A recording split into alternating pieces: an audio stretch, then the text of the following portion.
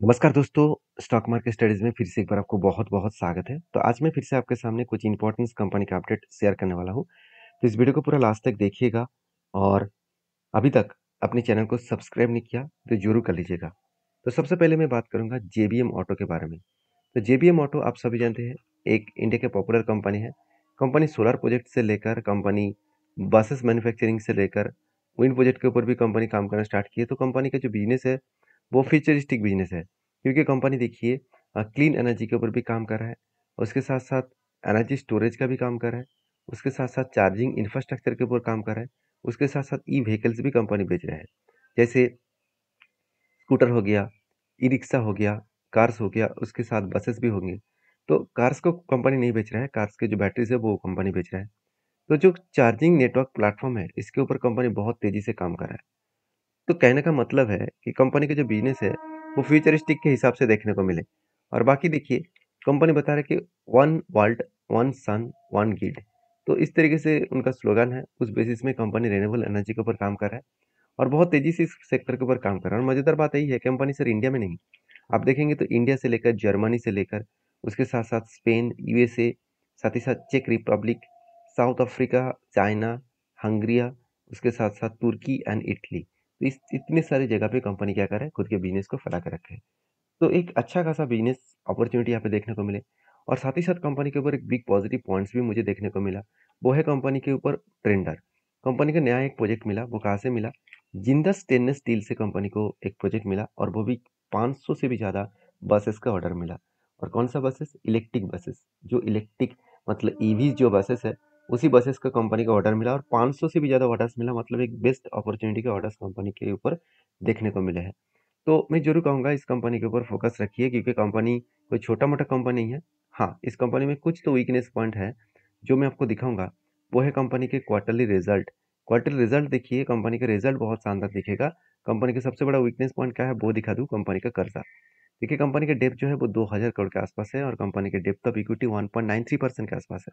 मतलब डेब्ट कंपनी बहुत ज़्यादा लिया। बाकी पॉइंट्स के बेसिस में बात करूँ, कंपनी का वैल्यूएशन बहुत हाई है। कितना हाई है मैं एक बार वो भी आपको दिखा दूँ। अगर मैं कंपनी का वैल्यूएशन के हिसाब से बात करूँ, तो कंपनी के पी रेशियो आज टॉप लेवल में है। जिसका इंडस्ट्रीज पी खुद के पी रेशियो 35 एवरेज के आसपास है और करंट पी रेशियो चल रहा है 140 के आसपास। मतलब बहुत हाई पी रेशियो के हिसाब से कंपनी काम कर रहा है। अभी इतने हाई पी रेशियो के ऊपर किसी कंपनी से अगर काम कर रहा है, तो उसके ऊपर आपको सोच समझ कर काम करना पड़ेगा। देखिए, कंपनी के ऊपर जो जर्नी है, वो जर्नी इतना जल्द से जल्द अ रुकेगा नहीं, थोड़ा-सा होल्ड करेगा, उसके बाद फिर से जर्नी स्टार्ट हो सकते हैं। ये क्वार्टर बेसिस में कंपनी का तो अच्छा खासा ग्रोथ हो रहा है और बैलेंस शीट के बेसिस में कंपनी हाईएस्ट कर्जा इस बार लिया।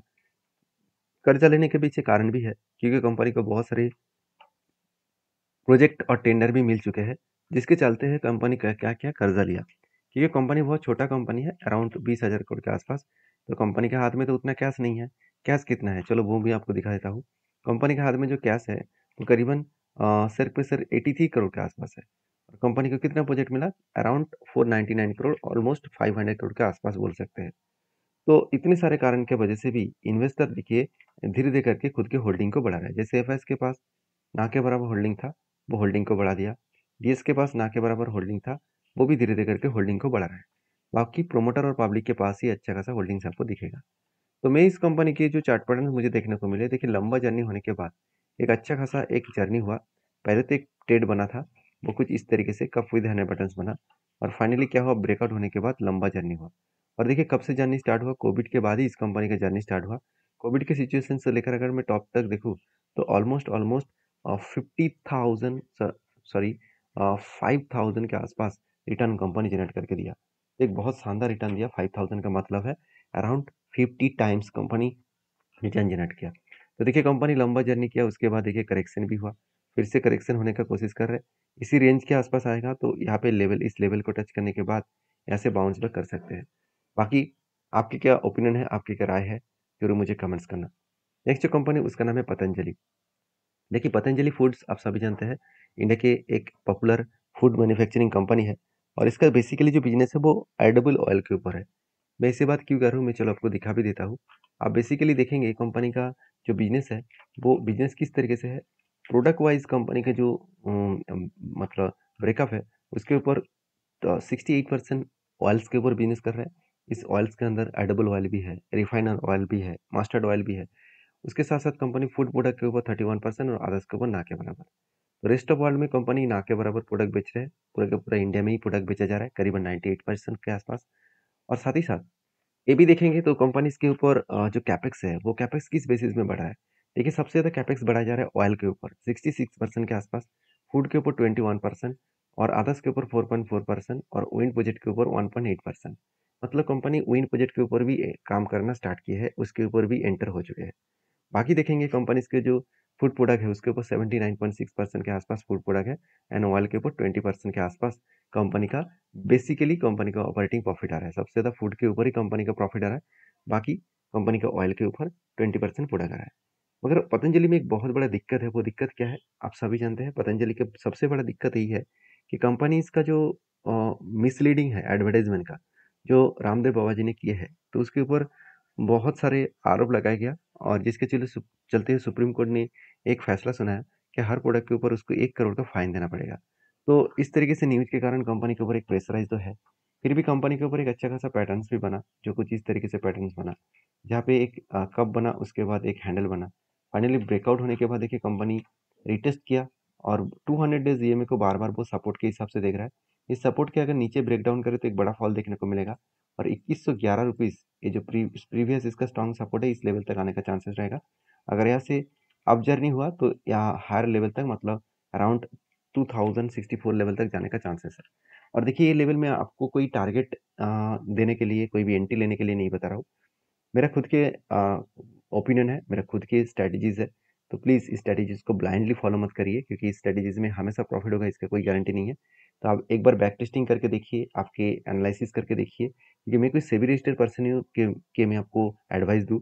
तो एडवाइस आपको लेना है तो किसी बड़े मतलब सेबी रजिस्टर्ड कोई पर्सन के साथ ही कांटेक्ट करके लीजिएगा और आपके ओपिनियन के हिसाब से काम करेगा। मेरे तरफ से सारी चीज़ों को सीखिए और नेक्स्ट जो कंपनी है उसके बारे में सबसे पहले बात कर लेता हूँ। नेक्स्ट कंपनी है कल्याण ज्वेलर्स, जो एक पॉपुलर कंपनी बन चुके हैं। इस कंपनी का मार्केट कैप अराउंड देखा जाए तो सेकंड पोजीशन में कंपनी का आ चुके हैं और कंपनी का मार्केट कैप 44,000 करोड़ के आसपास हो चुके हैं। सेकंड पोजीशन का मतलब है कि कंपनी ज्वेलरी सेगमेंट में टाइटन के बाद सबसे बड़े जो कंपनी है वो है कल्याण ज्वेलर्स। तो कल्याण ज्वेलर्स कोई छोटा मोटा कंपनी है, पहली बात। दूसरी बात, कंपनी का जो ग्रोथ है वो अलग लेवल में हुआ है। देखिए टाइटन से भी कम कर्जा कंपनी लिया है, फिर भी कर्जा ज़्यादा मैं जरूर कहूँगा। 0.65 कोई छोटा मोटा कर्जा नहीं होता, 0.65 भी बहुत ज़्यादा कर्जा होता है।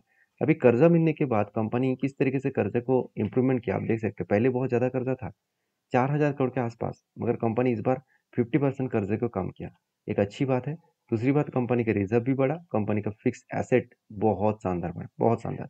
8,900 करोड़ के ऊपर 10,700 हुआ था, अभी 11,400 बना।